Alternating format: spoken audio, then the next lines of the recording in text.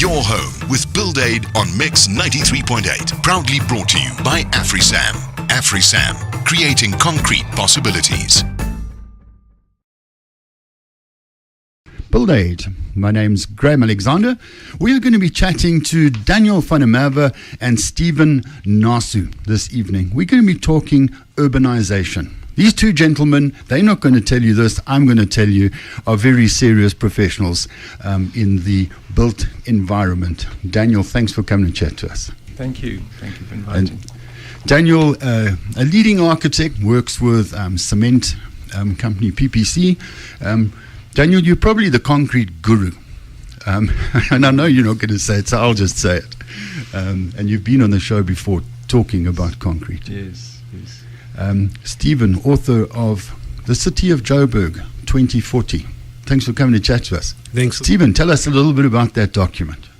Joburg 2040 is the 30-year vision of Johannesburg. It tells us where we'd like to be as a city in 2040. So it's an aspirational document. It was adopted by the city of Joburg in 2011. We're going to be talking around that throughout the show, but towards the end, we're going to get into a little bit more detail about our city, Johannesburg. Understanding urbanisation. I think everybody out there listening to the show, let's firstly get past urbanisation. What does it mean in a paragraph? Well, maybe I could start with, say, historically, civilization really started when humans started congregating in cities and in collective groupings. So, to me, the city has always been the foundation of human development, of skills development, of technologies, and of economies.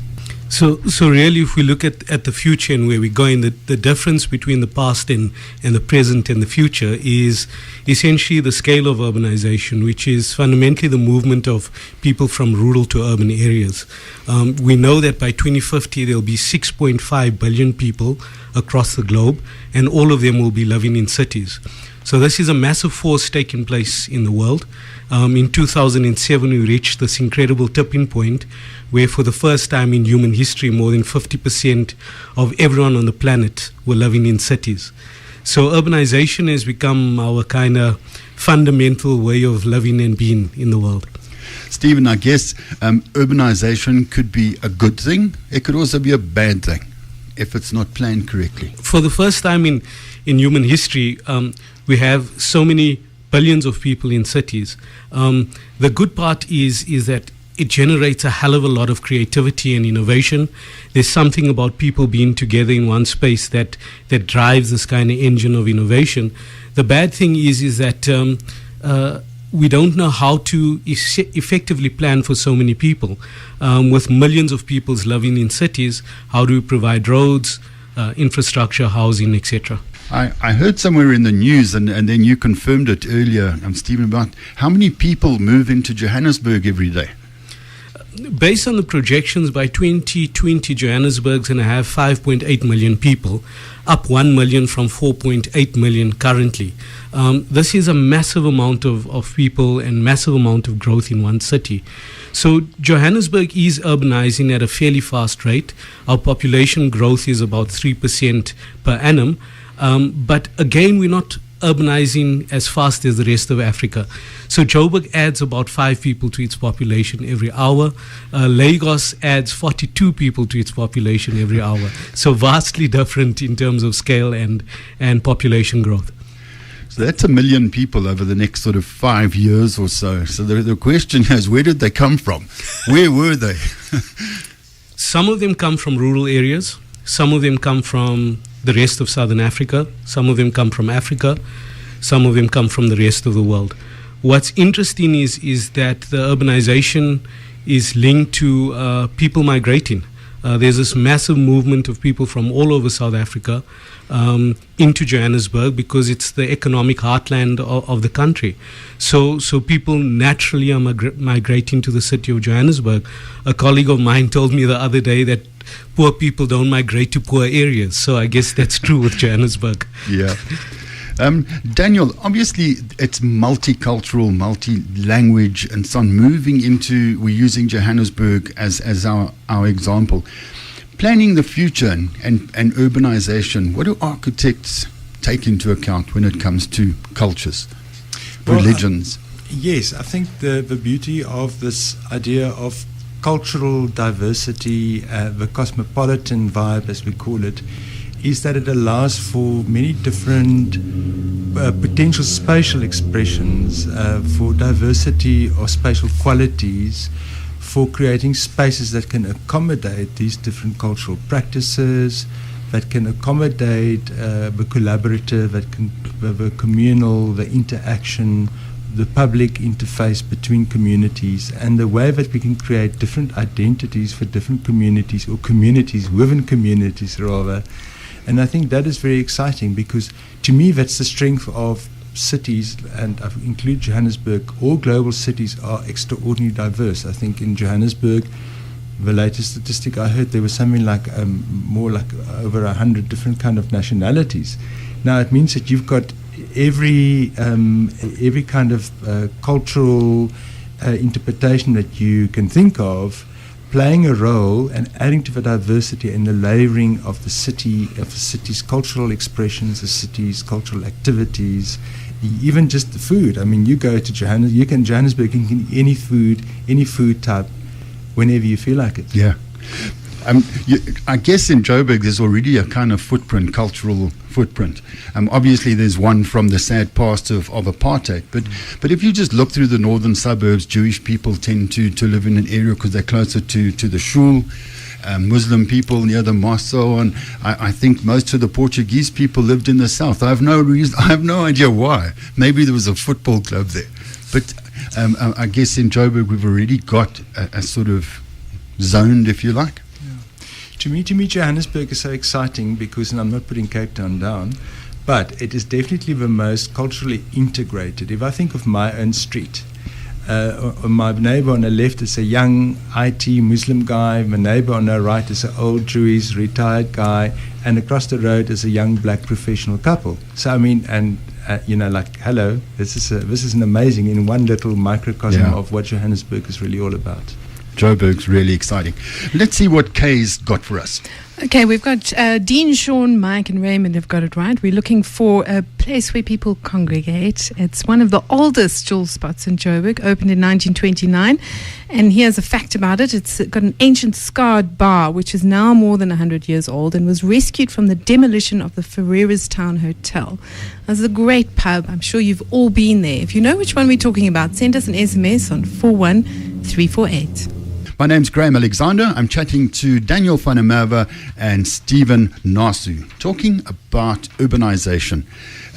My last topic I want to chat to you guys about is innovation, new technologies and so on. But I'd like to start, if that's okay. Because innovation is sometimes about solar energy and whatever. I'm thinking about commercial innovation. We need to create jobs and so on. And it's a subject I talk about often, is the supply chain in the building industry, whether it's roof trusses, roof tiles, bricks, whatever. It's quite a short supply chain. And if we included a couple more people without increasing the cost, they must add real value to this product. Roof trusses into Diepsloot, trusses are made in a factory and they need to be delivered, but something has to happen on site, and that's finally measuring that building before you actually make the roof trusses. And you've got a salesman on site then, because the guy that's doing the measuring might as well sell the roof trusses. So I think big business should maybe start thinking differently, but I have a feeling they might need a bit of a dig in the ribs. Tell us about some other innovations, Stephen.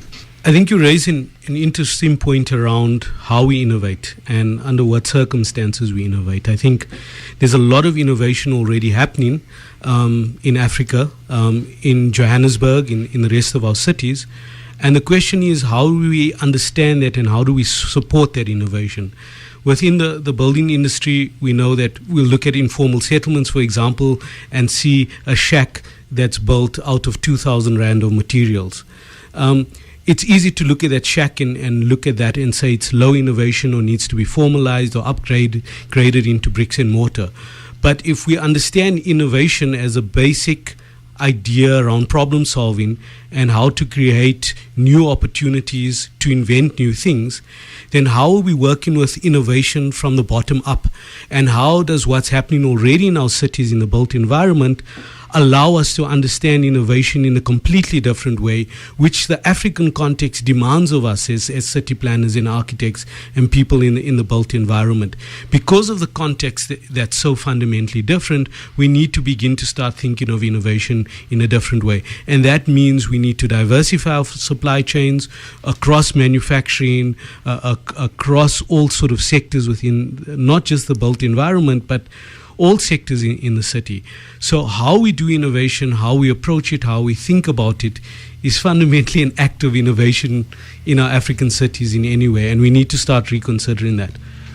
I would like to say that I love disruptive technologies, and the whole idea of the development of apps, the smartphone based technology, which is going to disrupt, I think, every kind of existing traditional model. We're already seeing it. We've seen it with Uber. We've seen it with Airbnb. But you're seeing it also happening all over Africa. Amazing developments coming out, for example, in Kenya, where the farmers use an app to determine market prices and who grows what where. The idea of Pesa in Kenya. And we're seeing homegrown IT solutions for local problems or local opportunities. And that's where I think where the two comes together, and that's where it's going to cross over. All good things come to an end, including this show. But I've really enjoyed talking to two gurus on the subject, if you don't mind me referring to you as gurus. And we're going to do this again. We were chatting during the break that we should get hold of Mayor Mashaba and see if he would come and talk to us on the same subject. And if you missed anything tonight or you'd like to listen to it again, remember, you can pick us up on YouTube. In about a week, the show will be out there. Who are our winners? Okay, well, the winners are tonight Vicky and Kerry. Well done to you, and well done to everybody who got it right. We were talking about the Radium Beer Hall, of course, and if anyone was listening towards the end of the show, Al threw in a question, and his answer was Jabulani. Good stuff. I've been chatting to Daniel van der Merwe, architect, guru on various things in the built environment, and Stephen Narsoo, urban planner and the author of City of Joburg 2040 from the company or practice called Kite. Gentlemen, thank you so much. Thank you for being here. Thanks for listening. We do this every week between 6 and 7. Chat to you next week. Ciao. Graham Alexander on Mix 93.8. Your home with BuildAid on Mix brings you all sorts of interesting info about building. Graham Alexander chats to different guests every Wednesday evening between 6 and 7. Proudly brought to you by AfriSam. AfriSam, creating concrete possibilities.